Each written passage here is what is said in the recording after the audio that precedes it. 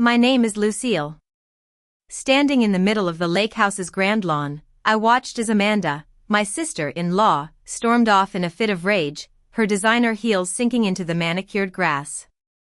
Her mascara was smudged, and her once perfect composure was completely shattered. Her children, Lily and Ethan, looked at her with a mix of embarrassment and confusion. It was a moment of sweet justice, but it brought back a flood of memories of the chaos that had led to this point. A few weeks ago, I had been busy preparing for my 7-year-old twins, Ava and Leo's, birthday party at my mother-in-law Eleanor's mansion. Eleanor was a wealthy woman who had always favored her younger son, Henry, Amanda's husband. Amanda was a snobbish woman who flaunted her wealth and looked down on me.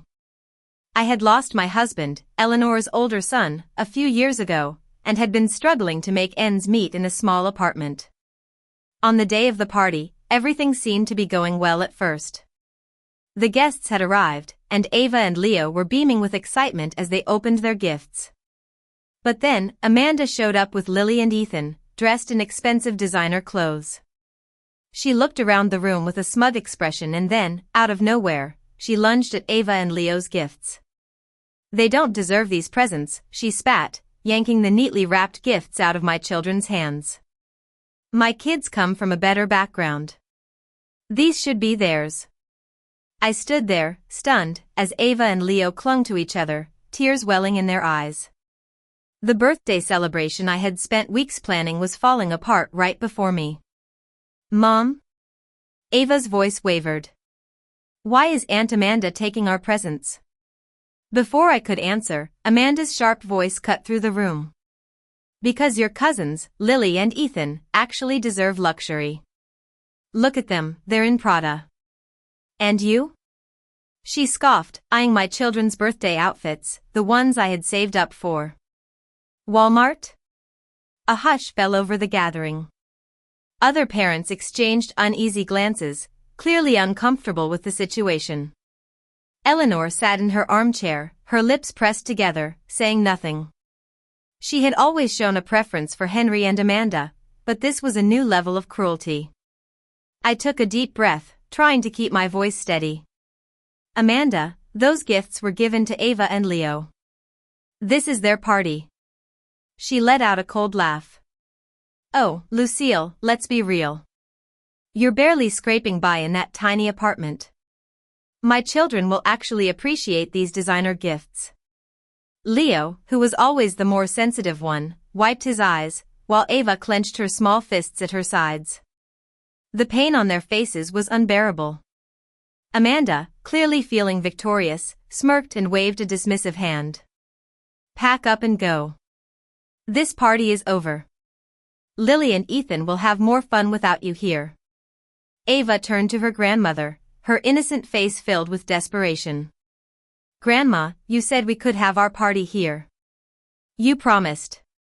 Eleanor finally spoke, her voice laced with false sympathy. "Perhaps it would be best if you celebrated at home, dear. Something more fitting for your situation." That was the last straw. After years of enduring Amanda's insults about my single-parent status and Eleanor's veiled disdain, I had reached my breaking point. I stood up straight. "We're leaving, but those gifts stay here. They were meant for Ava and Leo." Amanda's smirk widened. "Oh, and what exactly are you going to do about it? This is Eleanor's house, and she agrees with me, right, Eleanor?" Eleanor gave a small nod, avoiding my children's devastated eyes. As I helped Ava and Leo gather their coats, tears threatened to spill down Ava's cheeks. But just as we reached the door, a firm, elderly voice rang out. "And just what do you think you're doing to my great-grandchildren?" Everyone turned to see Grandma Vera, Eleanor's mother, standing in the doorway. At 90, she still had an air of authority that could silence a room. Her sharp eyes scanned the scene, my heartbroken children, Amanda's smug expression, and the stack of stolen presents. "I was just coming to wish the twins a happy birthday," she said, her voice heavy with meaning. "Would someone like to explain why they're being thrown out of their own party?" Amanda hesitated.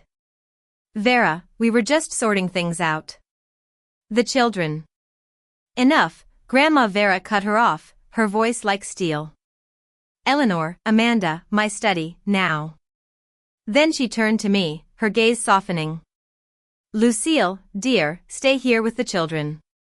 This won't take long. As they disappeared into the study, I knelt beside Ava and Leo, whispering words of comfort. I was still in shock and couldn't help but wonder how we would recover from this humiliation.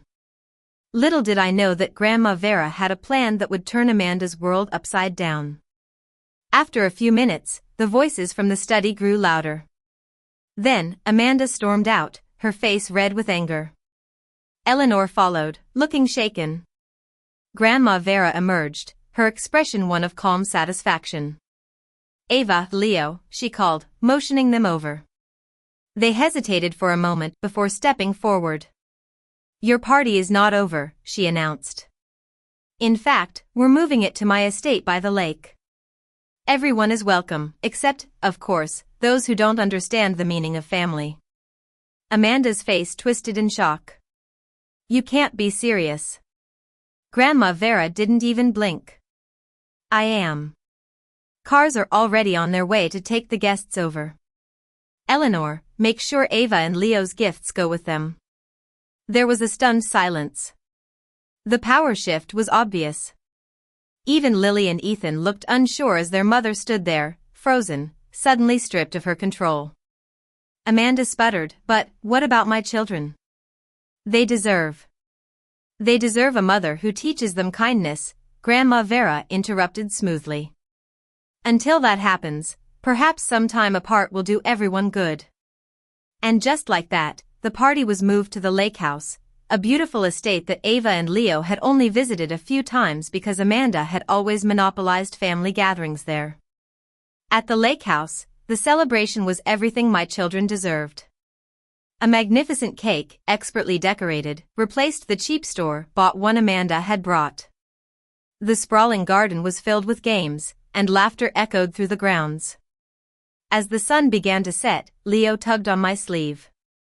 Mom, why does Aunt Amanda hate us? I sighed, brushing a hand over his hair. She doesn't hate you, sweetheart. Some people just get lost chasing the wrong things. Ava, the more observant one, frowned. Like money? Grandma Vera appeared beside us and nodded. Exactly, my dear. And sometimes, those who put money above all else end up losing something far more precious. Then she turned to the gathering crowd. Before we cut the cake, I have an announcement to make. The guests leaned in, intrigued.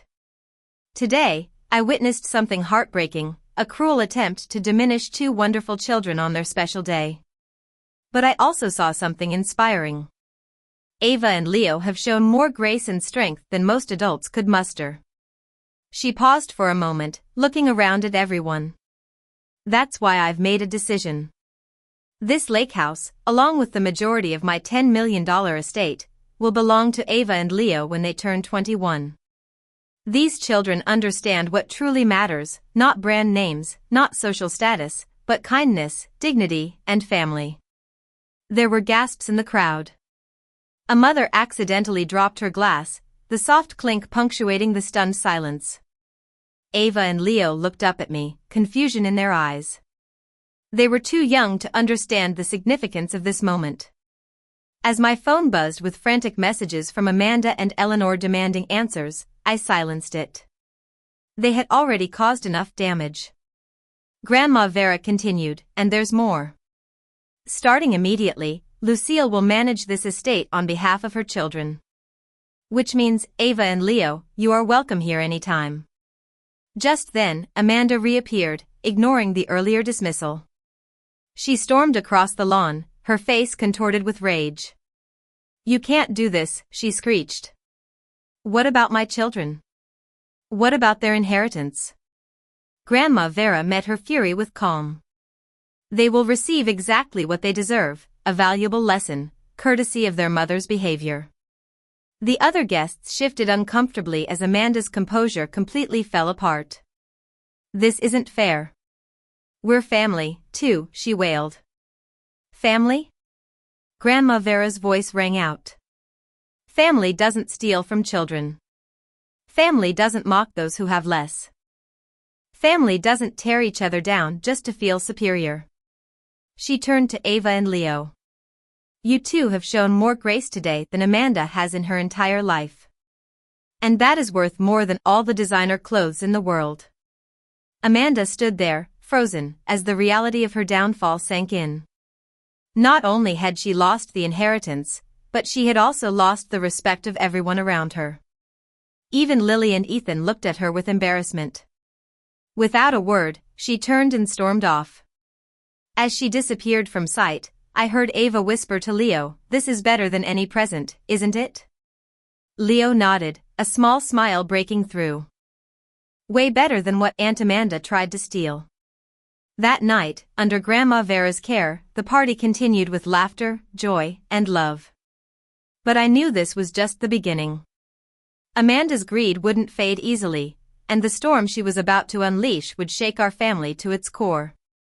In the days that followed, Amanda launched a smear campaign against me.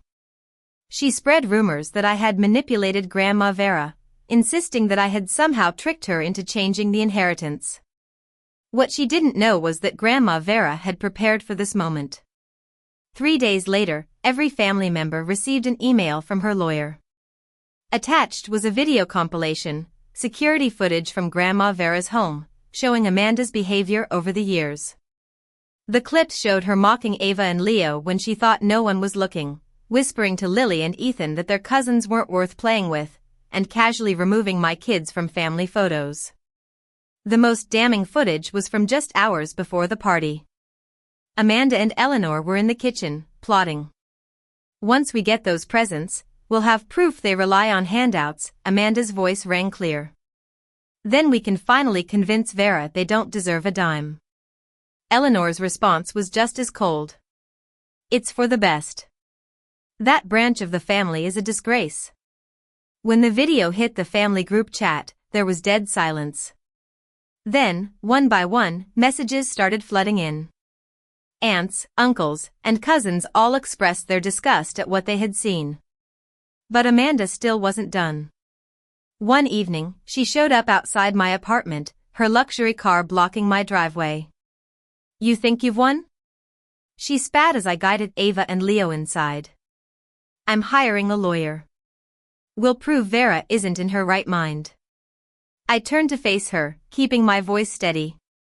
"The only thing you're proving is how desperate you are." Her face twisted with rage. "At least I'm not living off my dead husband's life insurance." "That's enough," a new voice cut through the tension. We both turned to see Grandma Vera. Even at 90, she commanded attention as she stepped out of her car. "Amanda, dear," she said, her voice dripping with mock sweetness. "I had an interesting chat with your husband today." Amanda paled. "Oh, yes," Grandma Vera continued. "It turns out you've been funding your designer wardrobe with his business account. He wasn't too pleased when I pointed out the potential legal implications." Amanda's mouth opened and then closed.